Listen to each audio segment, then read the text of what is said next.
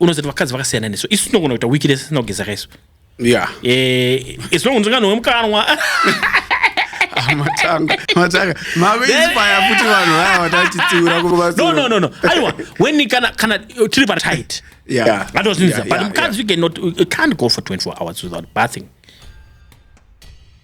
kuzvinzvisa 12 hours chaidzo kumukadzi adziite andozvinzvisa so itapedze kutoti ndakatakura vakadzi ava zvakanaka from job vangabva kuHarare imagine wokusumuka lese vakasumuka nezuro wozosvika kuno kuHarare kuno kuJoburg the next day that's 24 hours vanenge vafamba anditika wobva paipai wobva unomira apo wozowatakura iwe unogona wozowatakura futi kuma late hours anditika wobva wafamba navo iwe uda kuenda so vato kuma 48 hours vasina kuita sei vasina kugeza so ipapo unoza ini nangu andinyare ndinotozviziva kuti isusu takasvika takaita sei zvakasiyana handitika I don't mind ndikatokutapa ndikakupa ride ukanditi recess ndinotokumirira go for recess because ndinoziva kana uri mukadzi ukatonditi recess ndinotofara nazvo because ndinoziva there's a lot of things zvaunokumbira recess kuti kuti ndokupa ride wabva kuHarare kuZimbabwe iwe une 24 hours usina kugeza uswera muswere wese pachifisa vanenge vakapfeka mazijini aya vakapfeka mataiti vakapfeka chichi mukati so vanogona vakapfeka zvinhu 4 pari anozvinzira situation but iyo ndakaiconfronta manje from the heart of Zimbabwe to the nations of the world. Voices are rising, stories of resilience, stories of vision, stories of purpose. Welcome to the Voice Amplified podcast, where Zimbabwean excellence is celebrated, leaders are empowered, and destinies are awakened. This is more than a podcast. This is a continental movement. Zimbabweans in South Africa and across the globe, it's your time to be heard. Join the Voice Amplified Network, where bold conversations, real stories, and powerful voices come alive. No matter who you are, your voice has power. So follow, like, share, and subscribe. Okay. Yes. Back into studio again. Yeah, after quite some time. Tatakambonyaradzwa Dudula. Idudula irekano tatakatongozvinyaradzwa. Mene iko. Azowanika kuti nyaradza kwakati takatombozvidzora. Okay. But my streets ane nyaya dzakawanda. It's a lot. Kungoti hedu tatakadzinyararira nyaya dzacho but pari kuvhurwa umbe pari kuvhurwa large mumastreets recently I saw nyaya Maititi has been she's been busy on social media. She's promoting content. She's an ambassador for some brands. She's pushing her own brands. She was at the forefront also pa nyaya Dudula in retaliation. I like that blend. She's so she's serious. She's a fighter. No, regardless of the negative vibe people are firing at she is always shoot there. She doesn't care what people say. I also see yesterday a post where people were saying Titi was impregnated. But of which, it's good news. It's actually every child is a blessing. So the fact that we know that she is pregnant and she's an adult on top of that. Yeah, she's an adult. And she gets, plus, you know, the people, because she's a socialite, adi lula. Yeah. No. Yes. Everybody. Plus, she's an adult. And also, mukadzi food. Besides all the things being said on social media, tufanira kumbuziya kuti she's also human. Yeah. So tinotoda isusu tinozviti isusu vatsvene anotozvidawo. Yeah. Chero akave mutadzi kana akaita sei anotongozvidawo. Anditika musikana chero mukamuziya nezvaakaita kumashure uko but imunoti apa she doesn't fall in love navanhu. But chinoitika ndechekuti kazhinji kacho unoona kuti vanhu vakaita sevakadzi ava, vakadzi vazhinji ava they fall in love vasingazive moyo munhu. Dai vanga vari mafortune teller vaigona kuziva kuti zvinhu zvichafamba sei. Would you say vakadzi kana kuti varume? Because varume tisi tinenge tinongokabira ngwere kana takabira ozoona kuti there's nothing wrong pakudanana andozona manje. But kana vanhu vachinge vakucelebrate let's say manyaro kana nyaya iri kutorwa iri chiri chokwadi kuti shiwa akanomboriswa anditika then vadamiwa anditika what's there to celebrate? Or are we saying she was not supposed to fall in love because kunobatwa nhumbu? The only thing that we can celebrate is she was independent enough to make a baby for her own self, and now there's a child on the way, and it's good news. Actually, as a matter of fact, a lot of women, they are actually aborting their little ones before they even become. Plus, unaona zvazvinoita mandezo kuti pregnancy it's a product of love. Akatoudzwa nemunhu ndinokuda. You think so? And she believed kuti munhu anomuda. Kana the guy akazodecide kumudhamba, she's not on her. That's not her. Anozvinzvisa. Because vakadzi vangani vaunoziva vakarambwa nenhumbu dzavo. Munhu achinyasoziva kuti ndini ndakanhumburisa pasi anotaura kuti handisirini. Anotanga kutofoma nyaya dzekuti tinotanga tiri 10 paari. Knowingly kuti he was alone. Pamwe wacho unoziva kuti mumwe wacho ndo wakatobvisa mavhijini vano vanhu vatanga kuchizovaramba nekuda kuti nhumbu yabata. Asisi zvitsvaona. And unoziva kuti chikutondinetsa vakadzi vari kutocelebrata kuti akanhumburiswa abva asiyiwa. Ndo pane problem hombe ipapo pakuti vakadzi vanononoka kuzviona. They are the ones that are supposed to stand with her. Yes. And try to compare and contrast kuona kuti plus one possibility yekuti angave yakajutwa yakamira sei. Chera akajutwa there's nothing new about it. Imvanangane dzatiri kuona muzakasiyiwa. Tugara chitaura nyaya dzimvana ngarimbomira nyaya dzimvana vanoti tinovanyanyira.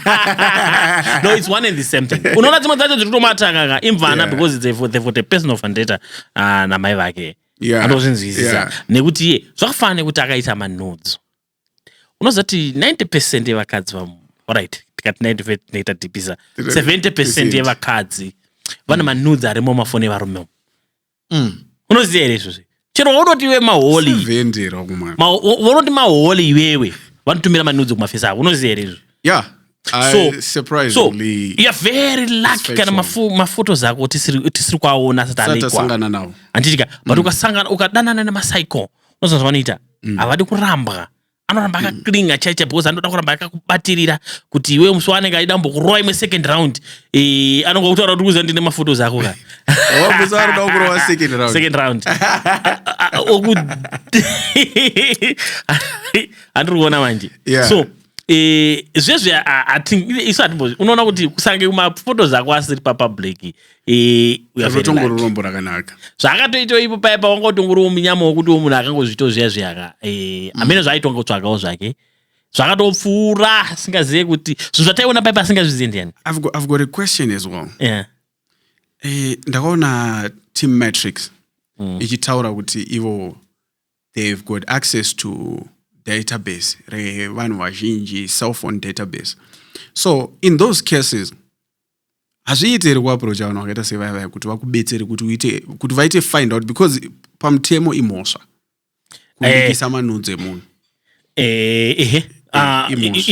Itori mhosva chaiyo handitika no kana uchinge uchida but vaiva they do it for a figure kana uchafoda if you afford you can approach them then you woziva kuti ndiani alekisa mama then you sue that person handitika plus ivo kutoda kutoti iwe utenge utori nedatabase redu kuti unotaura kuti wewe unokwanisa kuziva itori mhosva iyo yai you don't have to why wanna see access information yangu. You know, when my agencies, it's a story for another day. But if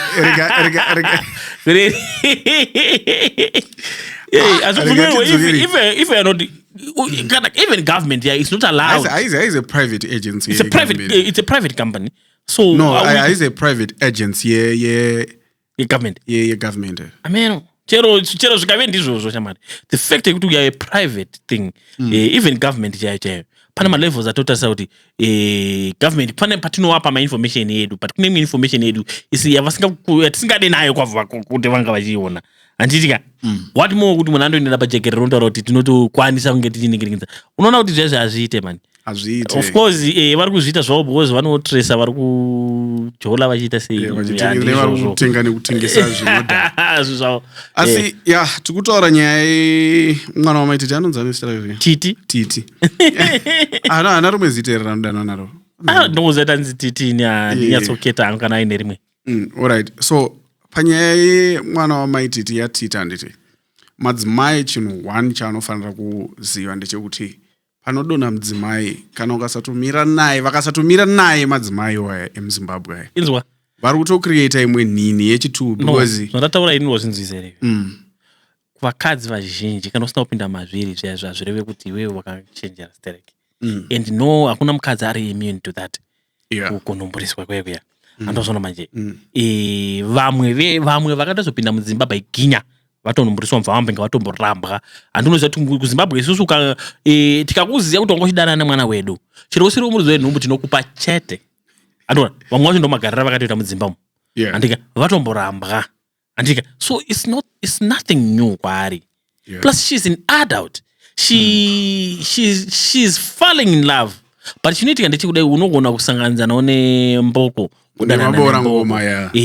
vamwe vanenge vatori nemahidden agenda avo but hazvireve kuti haana kuita fall in love because unoziva kuti dai waikwanisa kuona mwoyo wemunhu usati waita fall in love we're going to avoid a lot of things but the fact that we can't unotongokabira ticharamba tichingoita sei tichingonumburisa nekunumburisa tichienda kumberi anditika but haisi nyaya yekuti tingacelebrate kuti munhu atonumburiswa tobva tati isusu sei zvaitika mwana havasi masainzi vana ava hakuna vasande kunzoko hakuna yes all right I'll tell you this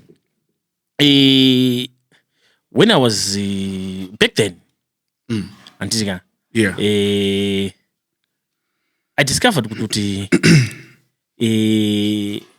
chero vakadzi vatinofunga kuti isusu maholi they are not wozvinzvisa inguva yako yekubatwa yes vakadzi ndakazviona inini one day I gave a ride kune mukadzi I think the guy was a pastor wakamutasa wanyatsoona kuti mukadzi this lady is not lacking anything andozvona manje in terms of maitirwo azvinoitwa kuchengetwa kana kuita sei the way anga akatodresa nayo anga akadresa decent and she was very smart anditika but chakandishamisa ndechekuti inini why ari kupiwa ride why ari kuhaika andozvona manje what is it they were trying to save kana kuti chii kana kuti excitement here kuti vaida kunzwa kuti zvinofamba sei kunzwa kuti zvinofamba sei kuita sekuhaika here waika I'm telling you this izvozvozvo ukaona vakadzi vachihaika andozvinzisa there's 2 ways on that zvinoitika paya vamwe vacho vanenge vatori innocent vamwe vanotosangana nemaconmen kuna vaconmen varume kunzako kuti iwewe they sweet talk you until vakupa nhumbu andozvona manje musi vanokupa nhumbu chete musi vanokuziva kuti wane nhumbu chete ubva kuradza matrokalazi ake otokusiya but hazvireve kuti uri mhombwe kana kuti uita sei zvinongoratidza kuti you're also human wakaita fall in love with the wrong person andozvinzisa asina hana kune varume kutoti izvozvi unoziva kuti barika harirambidzwi andozvinzwa but kazhinji kana uri murombo haubvumirwe barika wambona vanosumudzirwa mepo varombo wapfuma wakamuzwa murume ane mari vachinzi dirwe mwe mukadzi ndopi mukadzi ane murume ane mari wakamunzwa vachikomblenei historically barika raitoitwa nevanhu vane andozvona manje so varume havataure kunze kuti I'm married unozozviziva iwewe kana akunumburisa ndo paanozofunga kuti ndine mukadzi nini but chaakutoziva ndechekuti ndine mwana wangu kwakati andozvona manje so iye anogona kunge ari a victim of those kind of people vanongofamba nhumburisa vamwe vacho who doesn't even show kuti they are men vanenge vachitsvita vakomana. Kuna varume vekutoti izvozvi varume chaivo varume vakuru yayo they look like boys.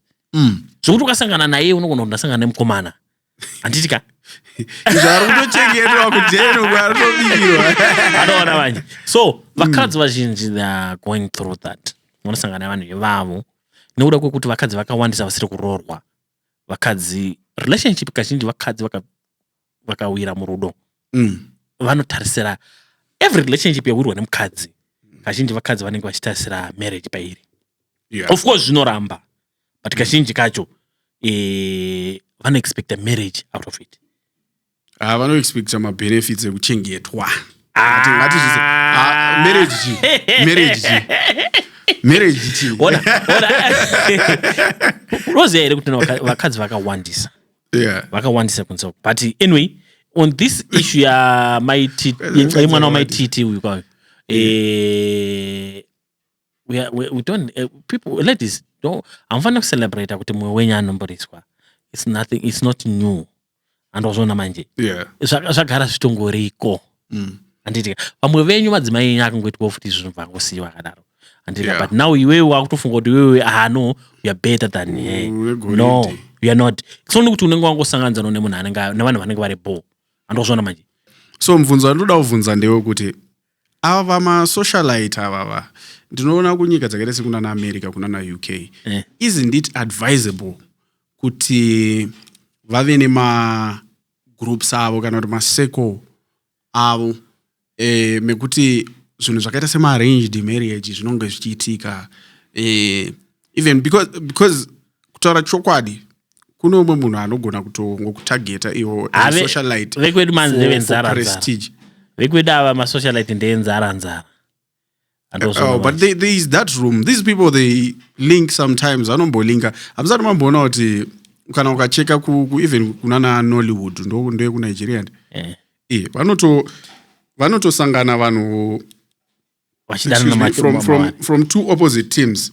But pane pavanotosangana votoita zvinhu vese. In as much as they don't really appreciate each other, ndosaka muchiona kuti it's easy kuti vaite Real Housewives of Chakati, zvima shows, reality shows yazo zvinoitika because vanenge vakazvichengetedza pachezo havo. Endo kada zvitarisisa zvinochengetedza even vana. Auzongopiwa nombonana wendi. You understand?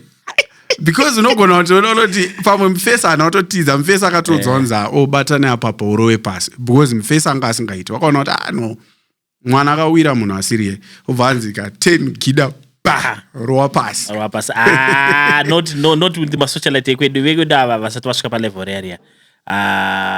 You never know. They're making money, those people. No, vari kurarama handitika unless uri mapoliticians andozvinzvisa vai masocialite asi mapoliticians kana vari mapoliticians yes but masocialite aya kaya ndezvekurarama andopanzisa. So isusu uyu ndinofunga kuti inini munyama wakaita kana zviri zvechokwadi kuti akanomboriswa zvechokwadi handitika munyama wokuti akasanganawo ukamutarisa haasi munhu anoshoreka handitika zvekuti I believe most men were running after her handiti isusu tikutaura izvi kaizvi unoza chakanaka chiri kukanzi iwewe kukomenda kwamanaka hatingambotadza kukomenda kana chinhu chakanaka wapanzisa mwana waye akanaka handitika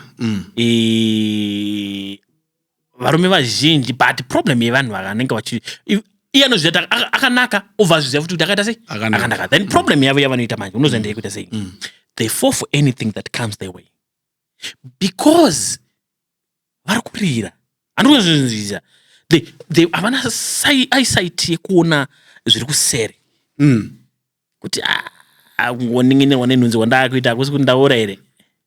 Ende chimwe chinoitika manje mamboona kuti vafana vane magatsi ekusvikira vasikana vakanaka marombe tuzhinji twacho maona. So most of the times they get exposed mafesa anenge ari bo ari humble down to earth hard working a committed family men vanenge vachikwata wana ndoza vachiona kuti avanozongoti not let's settle for what's there. There are two types of vanhu vanosvikira ivavo maromberombe ava nemadhara makuru. Yeah. Madhara makuru vanoitwa nebanzi. mabhebhe anenge achitoda vanhu ivavo iye anogona kuzozviziva kuti ini ndaita sei ndawira apa kana kuti anenge achitozviziva kuzoudzwa chamwari ndi nemukadzi kana kuti akanga achitozviziva but haana kumubvira ambozvifunga because unoona zvazvinoita here manje hauzvifunge vanhu vaive vanofunga pane zvimwe zvinhu zvavanofunga kuti hazviitike ozozviona papaya kuti ndatopiwa nhombo kaini andozona manje then vafunga kuti kubvisa zvichaita sei azvichaita vanhu vazhinji vanobva kuadvisa kuti hazviite but ladies be careful let's not celebrate downfall yomwe wedu nekuda kwekuti takamakana namai vake kana kuita sei kana kuti naiyewo personally anditika batanai zvichawira mumwe achisekwi zvinhu zviri kwese kwese vana vemapasta chaivo vari kuwirwa netsekwende vari kuwirwa nadzo tsekwende ivava ndo vanhu vatinoti vari holy they are holy those people because mumba mavo magwaro anoraviwa zvisingaite wari mafundisi mudara ndikada kutanga kudza izvizvika inogona kuvhariswa podcast vana vamafundisi are the I think kana pari pamusikanzo amene kuti zvinofamba sei vari wild no vari very wild mudzimba mavo ka vanotongwa zvinotyisa havana freedom zvese zviri centered pabhaibheri andozona manje akada kunota chakada kutovhurirwa magwaro kuti takazodai vhesi rakati rinenge richingomataka chete kuti bhaibheri haridi zvakati then obva afunga kuti obva asanganza nevari wild kunza uko andika vakamuudza mararamiro avari kuita ka iye anoti ndida kutombanzwa kuti anongonoravira mbichana ukangoera wazongoravira chiti ukaona kuti unongonzi hai so ndo zvaakaita zvedu no let's celebrate isusu tinotomunzwirawo tsitsi kana zvira but she's an adult and I believe she's independent enough to take mai vake vanechi vane bhanzi ravo vari kutozvikwanisirawo so vanogona kuti take muzukuru wavo but musatake munhu unoda kuti makavengana namai vake andimazona manje ndezvepasocial media pareal life zvinopene but kuna vamwe vanhu vanotozvihaipa izvo zvezvo vatotsva content nazvo andozona manje zvokutoti unonzwa vari handizive kuti si ari pomwe mukadzi iye is very toxic pasocial media apa is very toxic unoona kuti handizive hangu kuti ndo matsvekero acho ari kuita content here but unoziva kuti vasiri toxic vari kungowana following one vachitotora mari andozona manje but you don't have to be toxic for you to zvinhu zvakaoma kunzo vanhu vanenge vachitsvaga mari pamwe anenge aona kuti pamwe chiso chake hachisi kusela otoona kuti next move rega ndito because zvoitwa even vafana mageto youth team danzo vaizviita kutoti kana uchida kupinda unotopinda uchitodhisa madhara so probably ndo zvavanenge vachida kuitawo asi it's very sad kuti pane dzimwe nyaya dzatofanira kuva sensitive nadzo because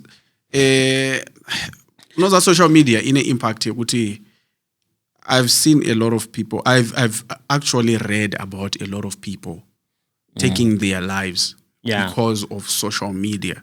Truly speaking, don't want such situations. MaZimbabweans, we haven't realized that. But we know that's so toxic. It will drive one crazy. Into depression. A lot of things is happening because it's not easy. Because unaona zvakafanana this issue. Uyanogona ngemusingamuone zvenyu because amugare naye. But she's going through a lot because nezvinhu zvakaitika izvo zvizvi andozvona manje but munhu akatoita fall in love nemunhu wake pamwe achitomudawo zvekutodaro anditika then it happens kuti the guy ndimanyenga vana ndimutema rege anongotema achirova pasi kwanzi mutema rege anenge arikoti yes achisiya andoona manje yes tine vana vasikana unofanira kuzviziva kuti kana totaura nyaya the reason why we are focusing on this inyaya yekuti isusu vamwe vedu tine vana vasikana andozona manje they are not immune to this kind of people vamwe vacho unoziva kuti vamwe vanomburisa ndavapi vanotonwa pwa zvavo vana wendi unoziva unoona kuti chiri fani pamadzimai alright tisamboti madzimai vasikana what's funny ndezvekuti vanongoconvinswa wambona kuti even kugeto tichikura eperenge rakanaka mugeto besi pamwewo rasta zvavo vasitomborona kana life vanotogara vakatochikura pabridge ndo vaitozoona vachito unoziva kuti ndopaunobva kuti iwe vakadzi they don't follow. Sometimes they don't look for status. They fall in love with you. Anditika chero kaverombe rakaita sei unotoona achidana nebhebhi rakanaka zvisingaiti media. Pane kanhu 1 kanenge achingoda pauri ipapa. Kanhu 1. Ende ikako 1 or 2. Hopefully pamwe kana asina kupindwa neiyaye yakanga iri kuZimbabwe kuti unoziva kuti tanga tine mabhebhe mashoma anga akanaka. Unoziva we used to have very very few like the girls mumageto manga vakanaka. Unoziva kana muri mugeto waigona kutoita kana 1 or 2 chete vanhu vaziva kuti bhebhe bhebhe rakanaka vanhu vese vaibva vatokuziva kuti bhebhe rakanaka rauri kurifeya kwariri nderipi. Udana ningike ndiningike wari kutaura nezvake. But chichaimboitika zvaita kunge vana vaitumirwa kunogara uko kunogara mubumura uko kugeto uko kana tichi inhamo. All right, that would the reason why zvinhu zvaitika sezvezvo. I want to hear this one. Yes. Hakusi kuti kwanga kusina vana vakanaka. Vaishaya. Unoziva kuti mafuta iwewe. All right. Unoziva here wakatoza vakadzi vese vatiri kusangana navo kunoku vekuZimbabwe. Wambona mukadzi akashata here? Vanaka vazhinji vakauya kuno. Vakambenge vari kupi vana ava? Takanga tisingavaone sei back home. Takuzoonera kunoku kunaka kwavo. Inyaya yemafuta nesipo dzavari. Mafuta nesipo dzavari kugezesa. Anoona Saka you are saying ugogo. Zvekujeta iwewe nenhingi yakazara suweji yaye inokupungisa iwe. Mvura yacho, sipo yacho, mafuta acho. Unozora nhombo, unofunga kuti unotsvukira nekupi. Kuti pamusoro pacho chikafu chaicho chaijiwa. Vaita kwakusina kwangodyiwa sadza remuriwo, sadza remaveji. Izvaka ndikutaura kuti alright. Wakanyatsotarisa here? Akanga mageto medu isusu. Manga musina vasikana vanga vaine tamuna unoziketa iwe. But anga akanaka iyeye anga ine zvese. Wakambazvozvona? Kune vaingobva havo kumhuri majinzi. Kune vanga vakanaka zvemajinzi. Very few. Ndinge ndikutaura kuti vanga variko mageto medu. Handitika. But taitoverenga dzimba. Kuti pana bhebhe repapa. Pane bhabhere papa kozita mwira mese unogona kutoshaya kana 10 vatokaunda kuti adzisimbi 10 paikuita 1 or 2 kana kutoshaya ende ivo vese manje vaizviziva vanhu ivo vaive patogona manje munyama wanga vaina vanhu vaita mawira mombe vaidanana nevanhu vasina basa. Aiwa unenge usingazivi zvaungagoite sei. Kugeto ranga kune rimwe bhebhi ranga rakanaka zvisingaite. Raka Baizwa nemufesa anga achitenga ma-DVD. Aiwe kuno achitenga ma-DVD.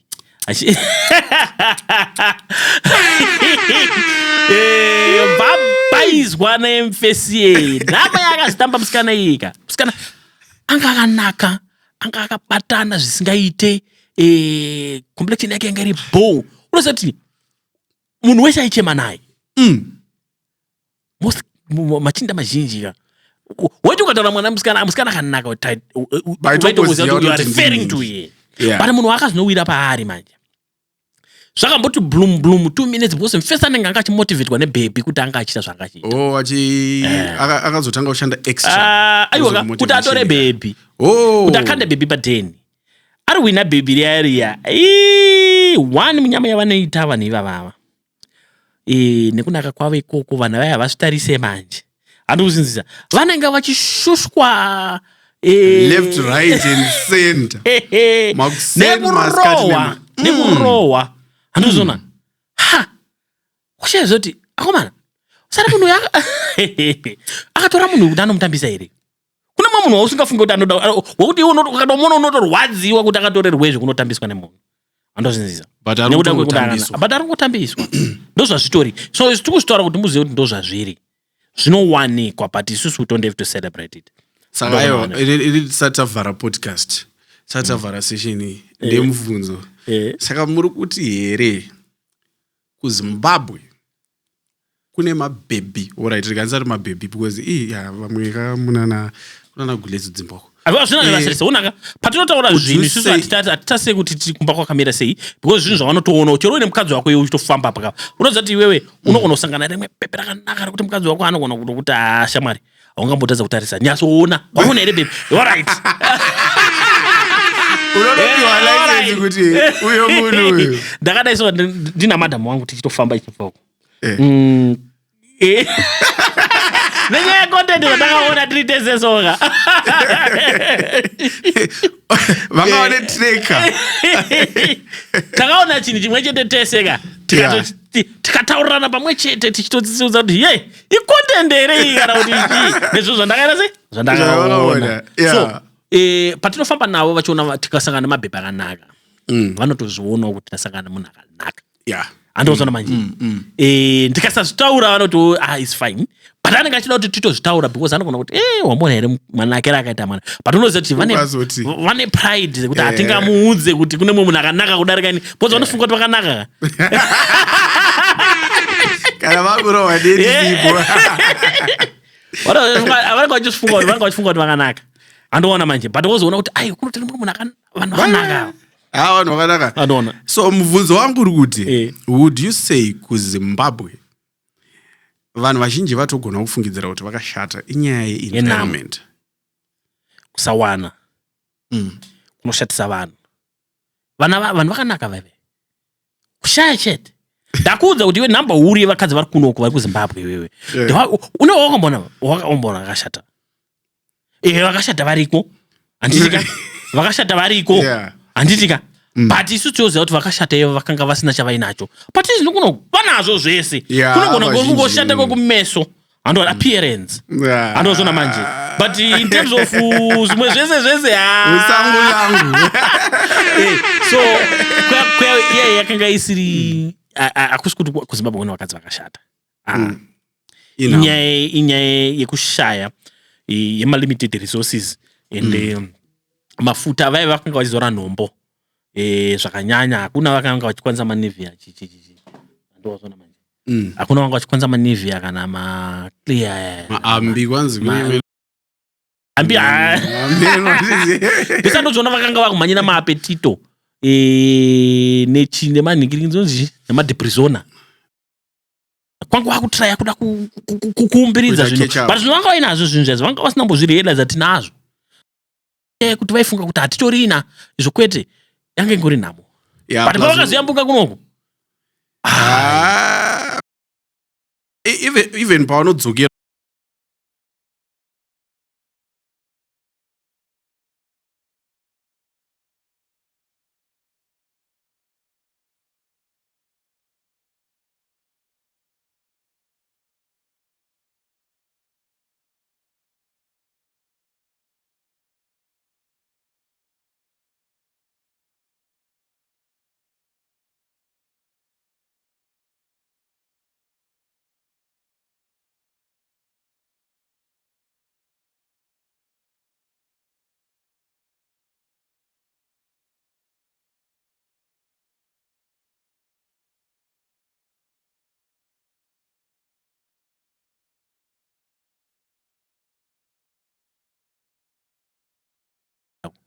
kwakadzokera vana vakanaka manje vanga vanzwa nekugezawo zviri right kunoko.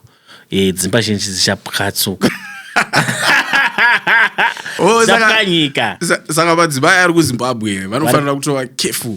Very careful. Batai varume zvakanaka. Very careful. Kana varume vazhinji vari kuZimbabwe because vanga vasiri exposed ku mvura idzi. Plus ningirinzire ziri kunoku dzakubva kunoku dzakasenga. So vanga vasiri exposed kwadziri. Unoona kuti isu tiri vanhu vekuti taiti tikaona akanyanya kutakura kudaro zvinototishamisa tinogona kumuunganira. Ndakamboti inini but these are the day ndakapinda muJoburg some years back. Fataona vanhu unoziva kuti nemaonere kuti iwe ukaenda kwawaenda iweka vanhu muno makatakura. Naturally they are gifted. Andozinzisa.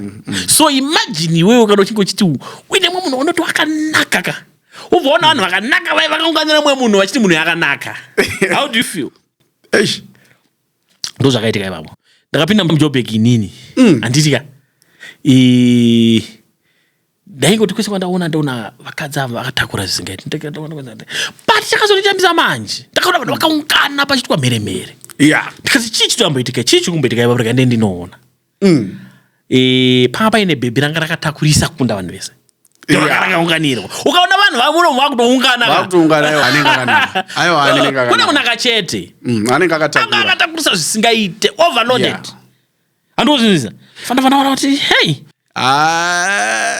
kana uchangoya kunoku ndopaunoona kuti unombovhiringika brain because pekutanga unenge uchingodai so ita zvishamise kunoko kukono zvakazara izvo zvinhu zvacho zvokuti zvinenge zvingokutarisa kutori wese uzotakamana sango langu wese uzere geto no but avadi kuti zvitaure nekuda kwekuti vanofunga kuti vanenge aiwa zvakanaka tinofana kutozviyemura tinozviona munhu watofanira kukonana naye wekutanga munozva ndiani ndishaka zulu because Shaka Zulu aitumira masoja ake kontra vakadzi vakanaka chete nezipfuyo ndosekena uchiona kunoka breed riri kuno kurakasiyana nero because tanga tichisirwa uko but nini I'm forced to believe kuti iwe utaura kuti alright if you had to go to Zimbabwe do you know kuti bebere kumatebherere nekumashandani zvakatsosiyana but Shaka Zulu anga ari kupiko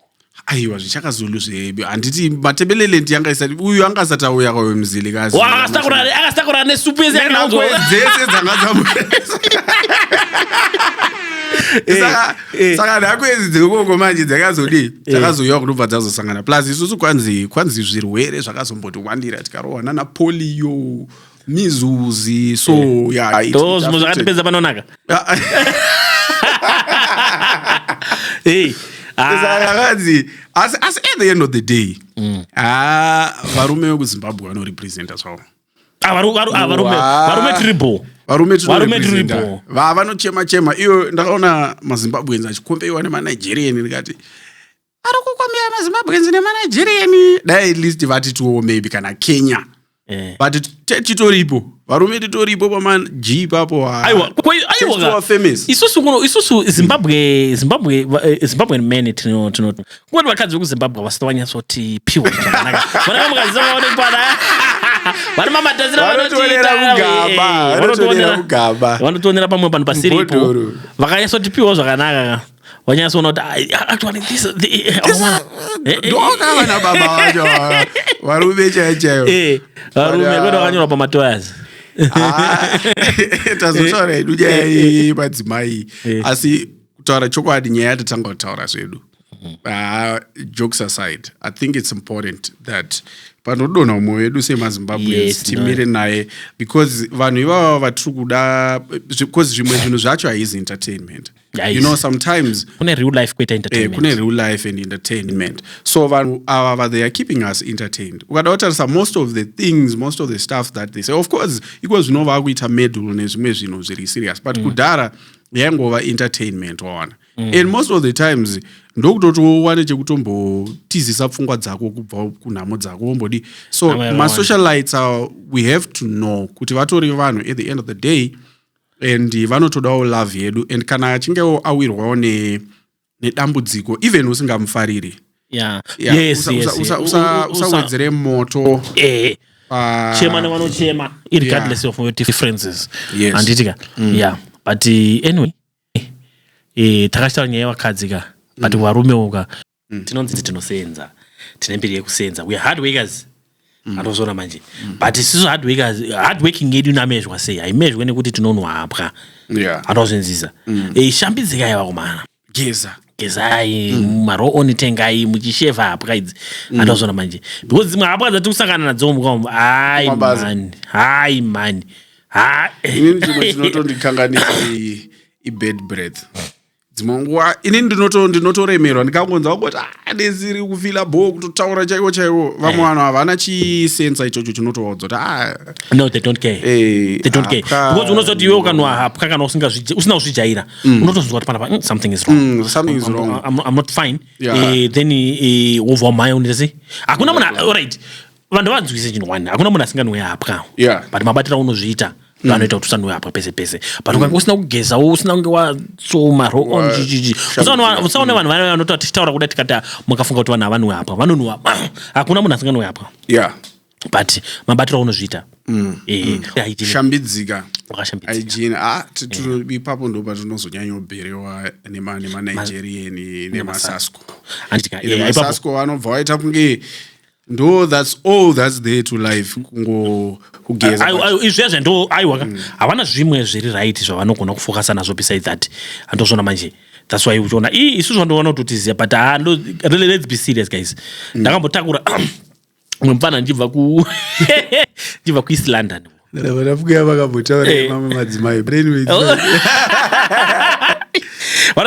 madzimai vanozofunga pamwe ndogana chivataka akusi kuvataka inyaya dzekuti ndakasangana nezvakawanda so ndine nyaya dzakawanda dzine chekuita nesu nemadzimai andozvona manje ini madzimai ndinoada kwete kuada madiri auri kutaura iwayo madzimai ndinoaremekedza I love them andozvinzisa zvekuti inini ndikatoona mudzimai back then ndikaona madzimai kana vachitambudzika akanditi haana mari I was giving them ride for free even from Joburg to Cape Town ndaivapa ride andozvona that shows kutoti I respect them and I love them kwete kuvada zvekuvata vakadzi rudo rwekuda amai rudo rwekuda sister andozvinzisa uina sister wako unenge uita sei unenge uchimuda andozvona manje yes okay muatake enyu madzimai but taura I think yakakosha titaure tisati tabva nyaya yeutsanana kuvarume vekuzimbabwe utsanana wakakosha kuvarume ndaida kutaura nyaya ndakatakura mfana uyu ndichibuda mueast london handitika ndatakura mfana uyu ndichibuda vanga vari 2 vafana handiti vafana vaabva ndaona vafana vari kutambudzika but still ndandatoita sei ndandatoamirira mva ndaita sei vandavapa ride baba wangu iwe I think icho chitori chirwere chetsoka plus hapwa ndakazovafunza ini ndikati wafana zviri kumbofamba sei what's going on nemi why zvakakumomoterei kudai because ini ndiri mafira kureva handitadze kuvhunza why zvakakumomoterai why zvakakumomoterai chishe maleka mimi afana mimi maleke chinye izera renyu iri what is it that you are lacking kana zvakakuomera go back home because you can't travel like this kuti hapwa dziri kunhuhwa tsoka dziri kunhuhwa lakabvisa bhutsu ndikabva ndazotakura umwe mudhara akapedzera atozobuditsa pauda yake akati kuti wanzi oyo afana zorai akanditi hai unozoti hapana zvokuzviita akandivape pauda yandinayo akapa pauda itsoka zvikati kambofunga kuti zvaita so but yai still unozoti kuvharira zvokuti takapedzera tisina unozoti wakukwanisa kufamba wakavhura mawindo but isusu we ended up traveling mawindo ari open ai takavaudza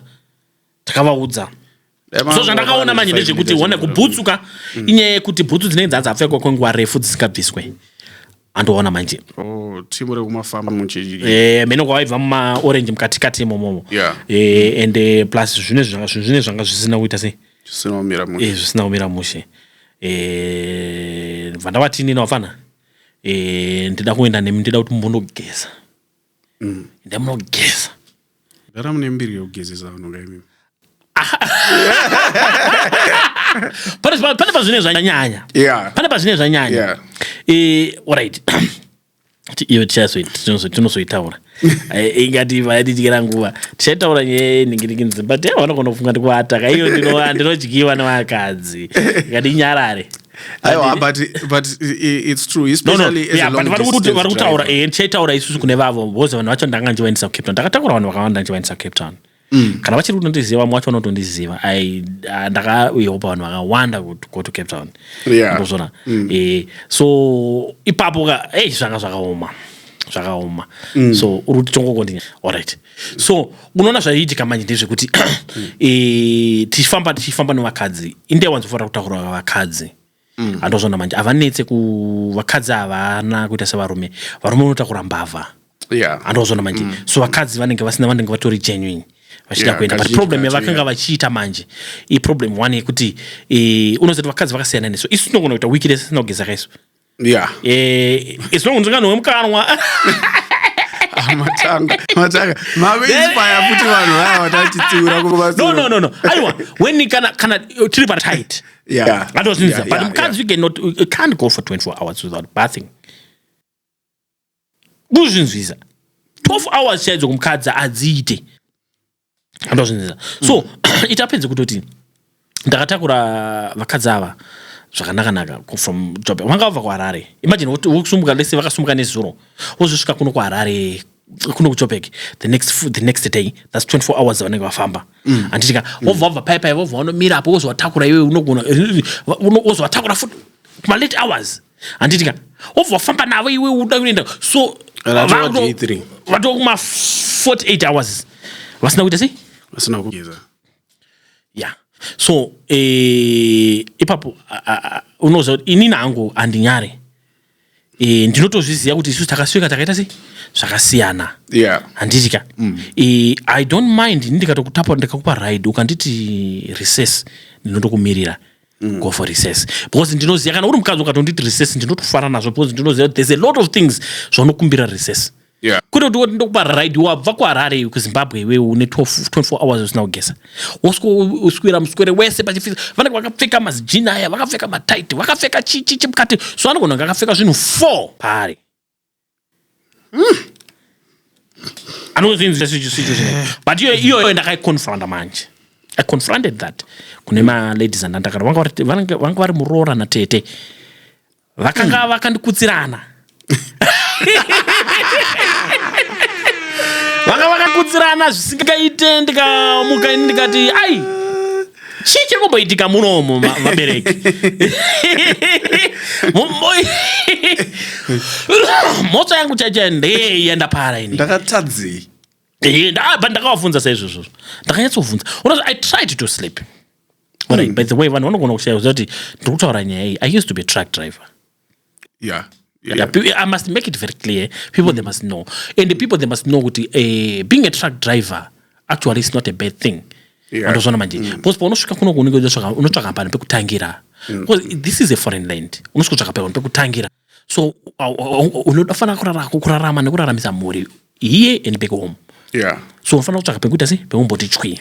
Uchitsvaga zvinoenderana newe. Andozona. So ndozvanga zviitika. Indanga truck driver. So ndaitakura vanhu. Ndichivapo ndichitsvaka kurarama of course handitika so ipapo manje ndavatakura ipapo ndakarara uko una zvinenge wanetaka Cape Town Joburg Cape Town has mafanis yes rwendo saka ndafizuka zvangu ndarara pakatapa apapo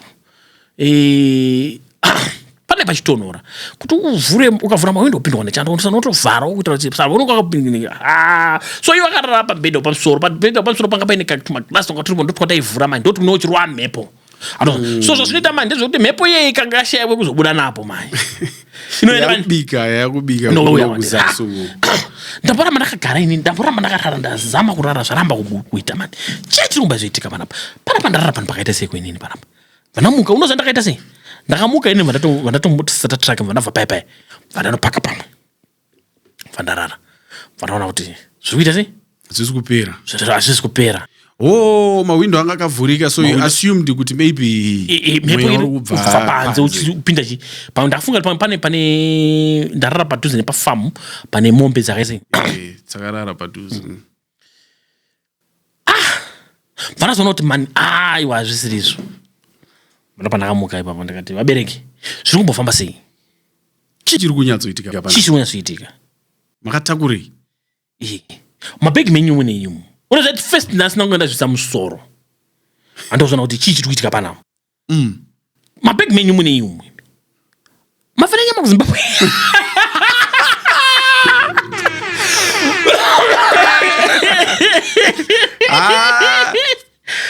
ukamona wamboenda down that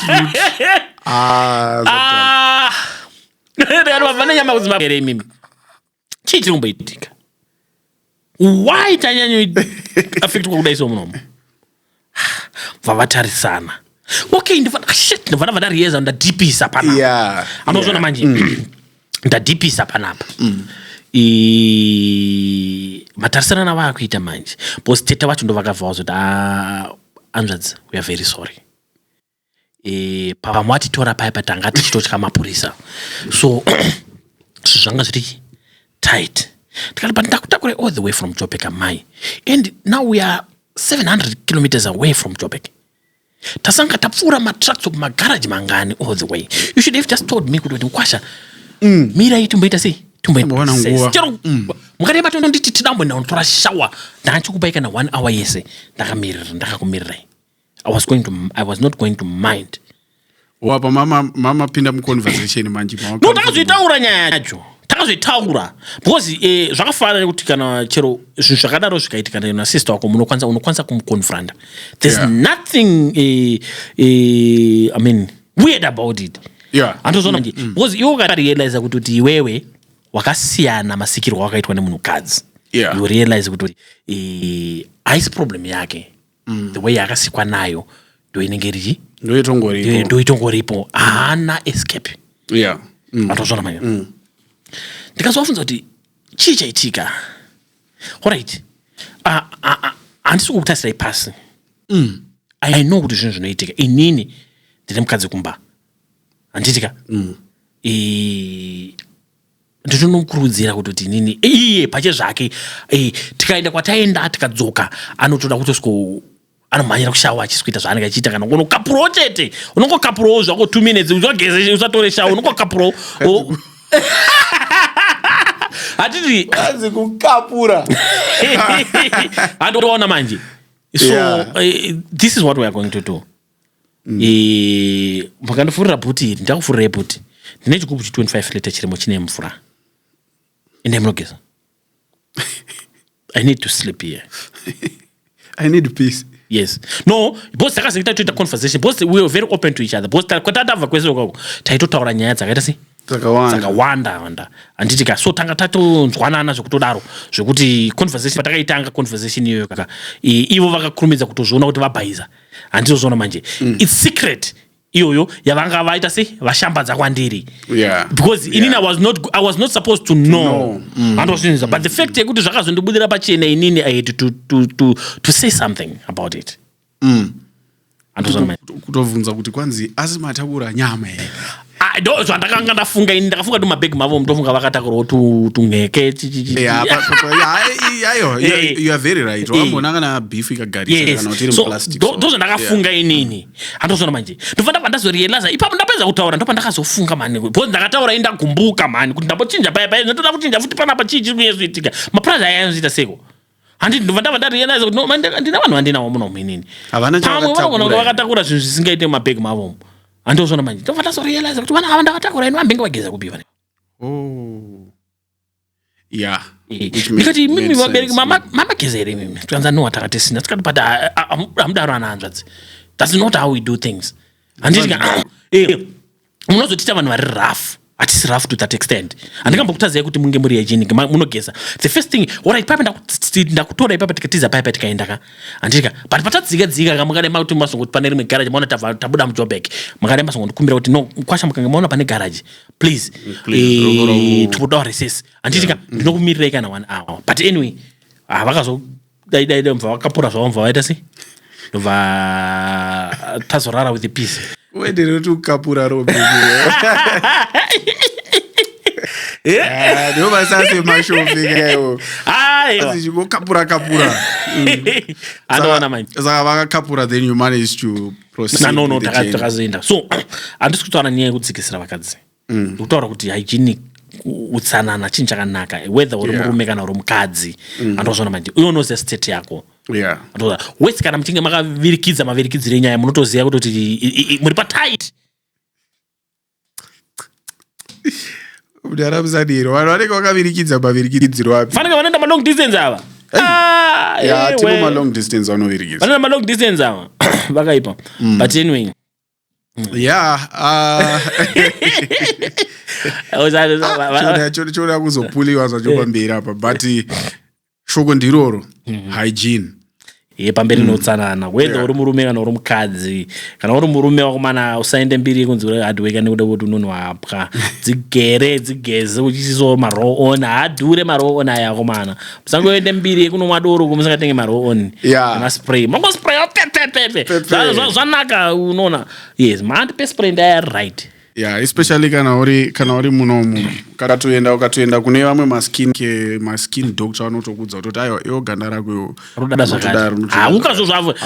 toti vanhu havazviafode but unongogezawo gara wakacheva hapwa uchingotsvakawo maroniwa ekuchipa iwayo uchingodirawo zvichienderana zvinokusevha pakawanda because varume vazhinji unoona kuti vanhu vazhinji makombi vanocomplaina avo vanocomplaina anokomplaina nevarume vekuzimbabwe ende kuzvinoti ata kutukwa anonzani mufana nota anga kutoti tuka achiti go and put on roll on what anopenga uya chaakaitwa uya but inini ndinoona kunge inini mukadzi wekuzimbabwe akanga ena aimunakira zvisingaite so ane bitterness ngatibvaita kuvhara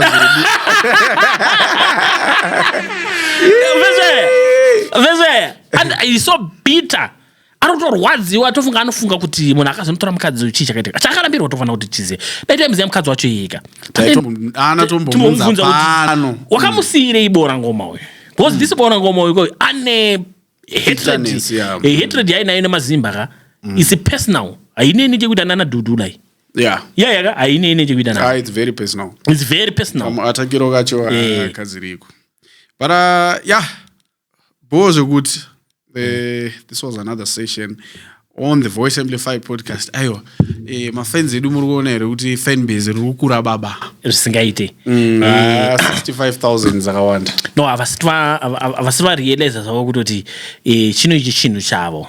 Chini chemunhu wese andozvona manje because isusu at the Voice Amplified we need our voices to be heard anditika wherever we are so kana uine nyaya yako kana uine story yako we can even do it virtually with you totaura newe to recorda tichita sei tichitaura nyaya tichinzwa kuti nyaya kwauri ikoko vandoona mai because pane zvimwe zvinhu zvatinoda iwewe kuti kwauri ikoko uverify because ndinoziva because tine nyaya dzakawanda zvakafanana necape town kune mbiri zvimwe zviya takanonzwa vamwe vachitaura kuti vanhu vari kunoona vakadzi vari kuzimbabwe ukako nevarume vavo vachaona moto nezvigebenga zvekubva pacape town zvechikadzi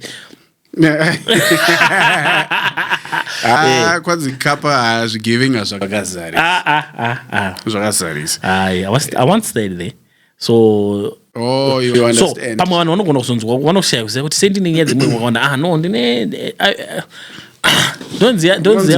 ndinoziva makona mazhinji eSouth Africa akawandisa chaizvo so so nyaya dzacho tinadzo iwowo information database yakawandisa thank you for joining us today.